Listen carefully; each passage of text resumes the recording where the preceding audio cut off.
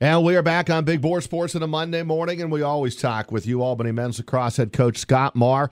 They are the 2 seed. They are home at Casey Stadium. It's 5 o'clock on Saturday against the Spiders of Richmond. Coach, good morning. Good morning, guys. How we doing? Good, Coach. Morning, Scotty. Appreciate a few minutes. And what did it feel like when your name popped up? It never gets old, right? But the fact that you're a 2 seed and you're home's got to be a nice feeling. Yeah, it was awesome. I mean, honestly, I feel like we were, rewarded for the season we had. I thought we played a really tough schedule, and I thought we played well. Our overall body of work was, most wins in the country and fewest losses. So, I thought getting the 2 seed was about where we really deserved to be. So I was definitely pleased, and and then looking forward here to getting Richmond up here this weekend. But definitely happy with where we're at playing at home. Can't beat that. We've had such a great attendance and great crowds this whole year, and looking forward to seeing a good crowd on Saturday. And you're familiar with Richmond because you scrimmaged them back in October. I know you handled them easily in that scrimmage, but I know you've told the players, and I'm sure they know, that was October and this is now. Yeah, there's no question. And again, we lost to 2-7 UMBC, so you can't take anybody for granted. They're a good club. We watched a couple games already. They play fast and they play very intense, and they got a good solid coach. Their coach Dan Chimani comes from West Genesee High School, played at Duke. Was on the staff at Loyola when they won a national championship in 2012. So he's got a good head on his shoulders, and he's doing a nice job with his program. And so the kids, it's a playoff game. It's a playoff game. We got to be prepared, and we got to be ready to play at our very best.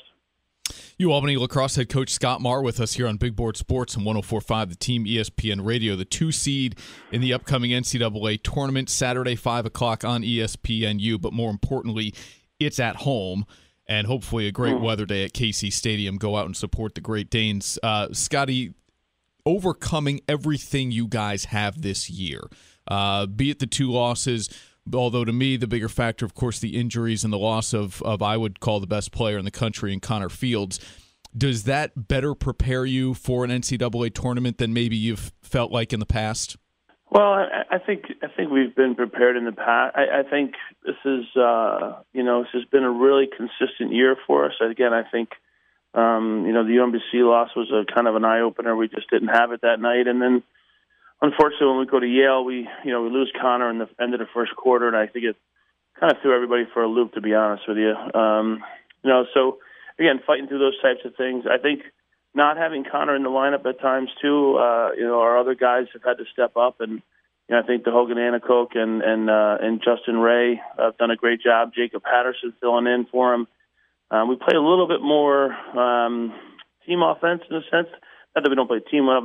The ball just doesn't go to Fieldsy, and then we play off to him. So now we have to create some offense other ways. So it kind of makes guys a little bit more active, a little bit more eager to share the ball type thing. So I do think we're prepared to play, with or without him. So we'll see how it goes with his injury this week. But I think we're battle tested. I mean, wins in the Dome, wins at Maryland, a good win against Cornell here at home, and then I thought we played really well here in the tournament this last weekend too, and I feel like we kind of have our mojo back. I kind of feel like the guys really sensed that early season type feel kind of came back to us this past couple of weeks. So we're really happy with our guys and how dialed in they are and ready to go. It felt that way Saturday, Roger. It felt like the blowtorch was back. The blowout. There was some swagger back on Saturday. And you haven't used that word in a while, Chris. We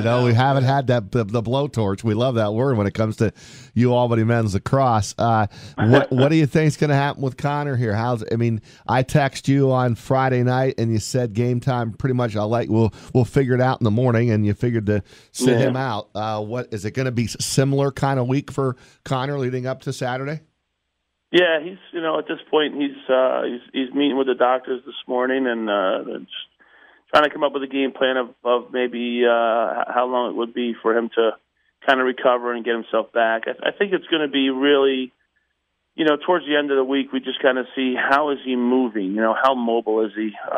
If we can get him back to the mobility he had against Binghamton when he first came back, that would be a great sign. But if his mobility is limited, it doesn't necessarily help us to have him out there if he can't move, and our team has to play differently with him out there without being mobile as opposed to him being mobile. So it's really going to depend on what his mobility is, come the end of the week. And, and we never know. Hopefully, if we can get through this one, then maybe we give him another week off and maybe he's able to come back the following week. So, but again, we got to pull out all the stops this weekend to get this win and move on. So, we told the boys you got to win four games to win a national championship, but you don't get to the second game unless you win the first one. So we got to be 1-0 first.